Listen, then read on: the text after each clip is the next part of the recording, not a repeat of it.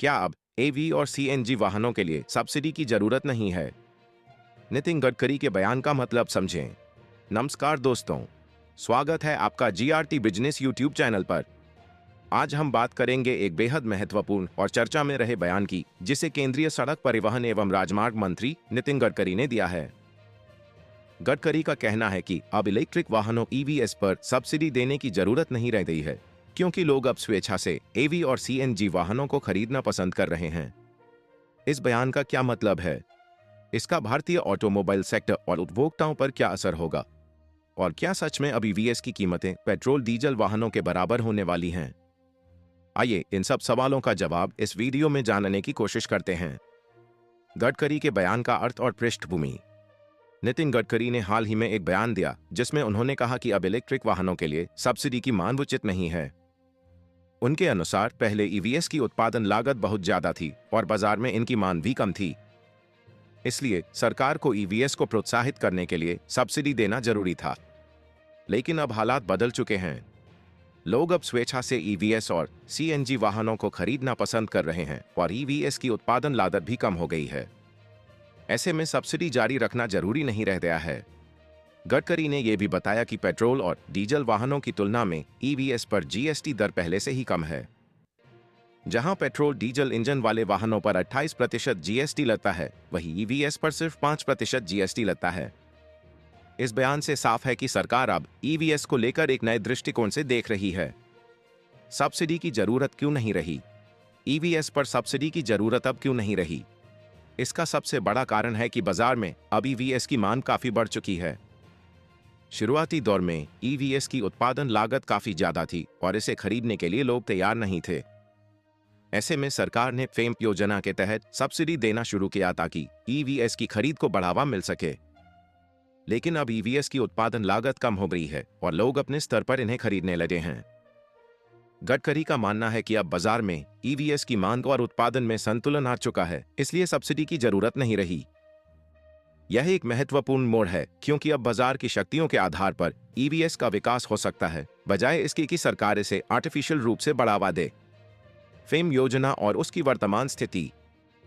Fame faster adoption and manufacturing of electric vehicles योजना के बारे में बात करें तो यह योजना 2019 में शुरू की गई थी और इसके तहत ईवीएस की खरीद को बढ़ावा देने के लिए सब्सिडी दी जा रही थी।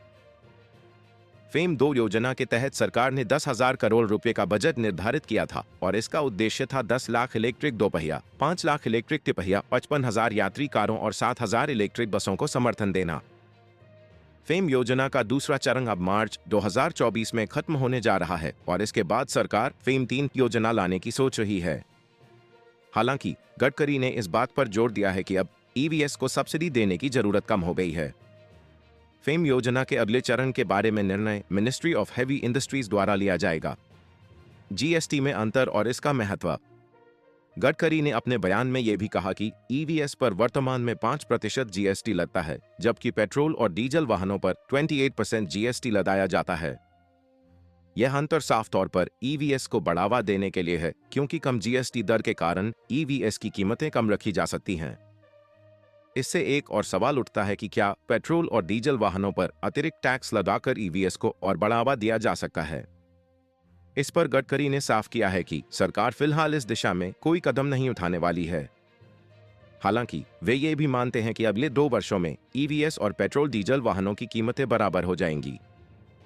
इसका मतलब यह है कि ईवीएस की मांग और भी बढ़ने वाली है और लोग बिना किसी अतिरिक्त प्रोत्साहन के इन्हें खरीदना शुरू करेंगे। ईवीएस का भविष्य और लिथियम आयन बैटरी की कीमतें।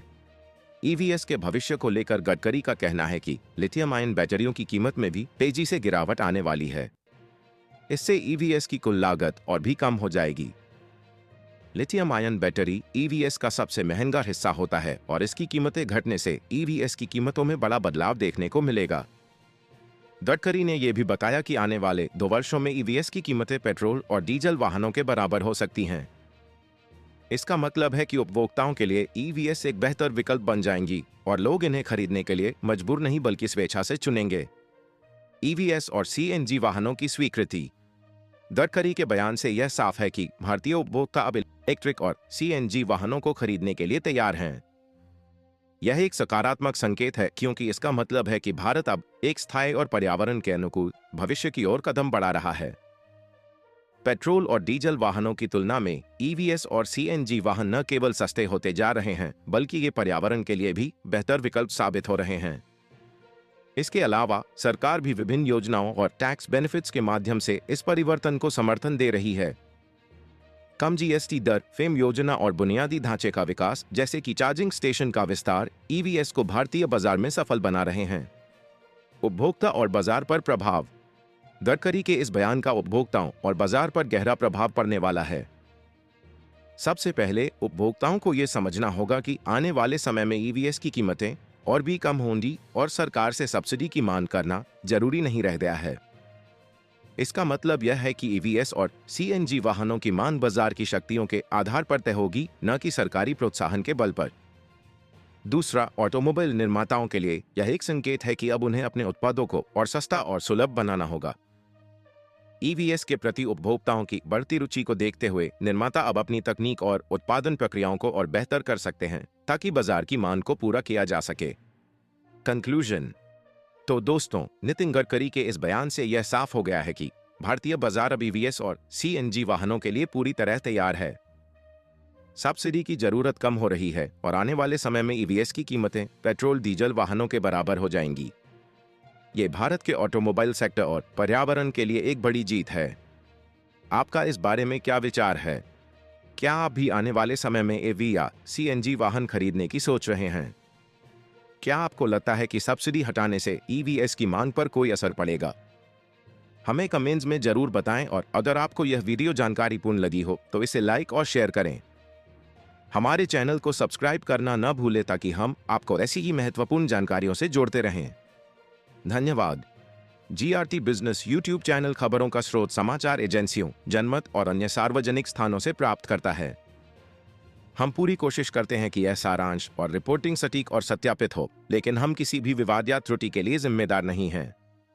हमारा उद्देश्य जनमत को जानकारी प्रदान करना है।